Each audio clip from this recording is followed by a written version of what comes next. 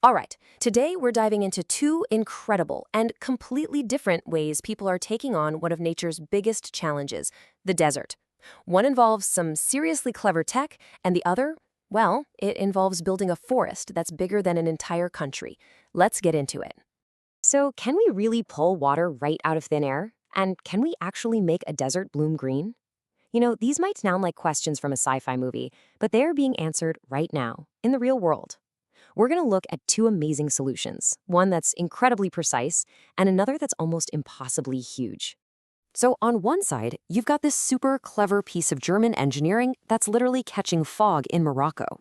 And on the other, a monumental project that will take a century to finish, all to build a massive forest across China. Two huge problems, two wildly different ways of thinking about them.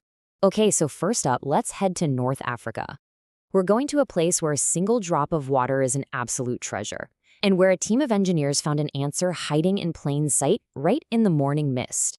So deep in the anti-Atlas Mountains of southern Morocco, life is, well, it's tough. It's dictated by the search for water. You see, the region is literally squeezed between the bone-dry Sahara and the Atlantic Ocean. Rain almost never falls, and the groundwater is either disappearing or it's just too salty to drink. For so many people, the day revolves around this grueling, hours-long trek just to fetch a few jugs of water. And this is where the story gets really wild. There's this incredible paradox. Every single morning, this thick, wet fog rolls in from the Atlantic and completely blankets these same dry mountains. It's a massive, visible source of fresh water that, for centuries, just vanished. It would evaporate with the morning sun, untouched, wasted. That is, until someone had a truly brilliant idea. And that brilliant idea brings us to a German nonprofit, the Water Foundation. They came up with this elegant, surprisingly low-tech solution to this huge problem. They decided to literally catch the fog. They call it the cloud fisher, and its genius is all in its simplicity.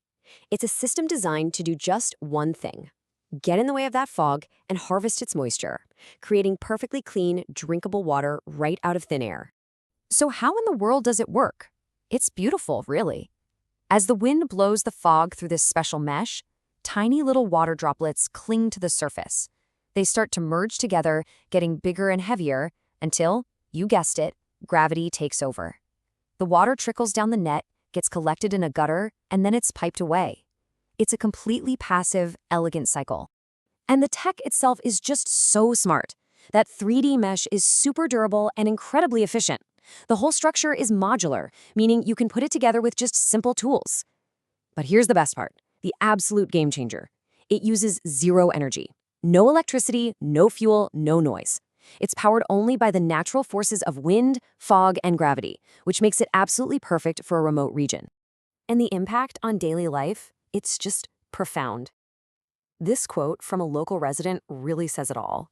A task that took up hours of every single day has been replaced by just turning on a tap. I mean, just imagine that. It's a complete transformation of their entire world. And we're not talking about a trickle of water here. The completed project, with all 31 of these cloudfisher units, can produce over 36,000 liters of clean water on a single foggy day. That's enough to supply 15 different villages, over 1,000 people, and their livestock too. An elegant, life-changing solution. Pretty impressive, right? But hold on, because we're about to shift gears big time. We're going from this very precise local solution to something on a scale that's, well, it's almost hard to wrap your head around. What's happening in China is a whole different ballgame. Yeah, we're leaving behind the nets that harvest water and returning to a project designed to stop a desert dead in its tracks. This is China's Green Great Wall. For centuries, northern China has been fighting an enemy you can't really see until it's everywhere: sand. Massive dust storms from the Gobi and Taklamakan deserts would just sweep down and blanket huge cities like Beijing. In the 90s, it got so bad that people sometimes had to wear masks for more than 80 days a year just to be able to breathe outside. The cause? A nasty combination of deforestation, overgrazing, and a changing climate. So China's response was as immense as the problem itself. They called it the Three Norths Shelter Belt Program, but the rest of the world knows it as the Green Great Wall. The plan is to plant a massive network of forests, a green belt stretching 4,500 kilometers to act as a living barrier against that creeping desert. And listen, this isn't some short-term fix. This project started way back in 1978 and isn't scheduled to be done until 2050. But the progress they've made is undeniable. China's total forest coverage has more than doubled. This is ecological engineering on a generational scale. So, how do you actually plant a forest on top of a shifting sand dune?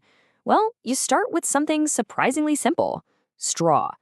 From the air, the first stage of the project looks like a massive checkerboard pattern that just stretches out to the horizon. And here's the method. It's brilliant.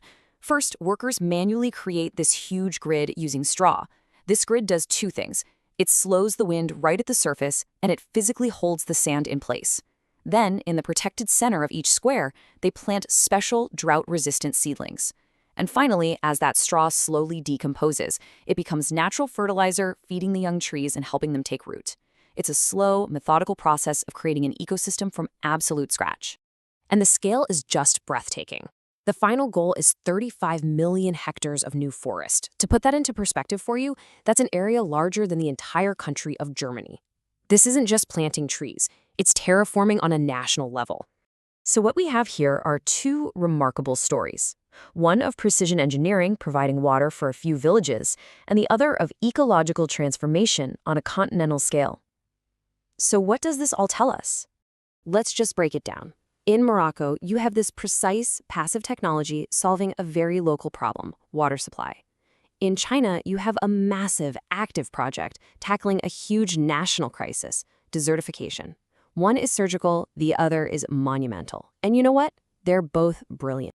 Ultimately, what this shows us is that from the simplicity of a fog-catching net to the sheer complexity of a continent-spanning forest, human ingenuity is finding powerful new ways to revitalize the planet's toughest environments. I think this proves there isn't a one-size-fits-all solution to our planet's biggest challenges. Instead, what we have is a growing toolbox.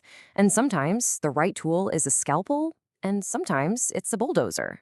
So if we can harvest drinking water from fog and grow entire forests on top of sand, it just begs the question: what other seemingly impossible challenges are just one clever idea away from being solved? What other hidden resources are just out there waiting to be unlocked?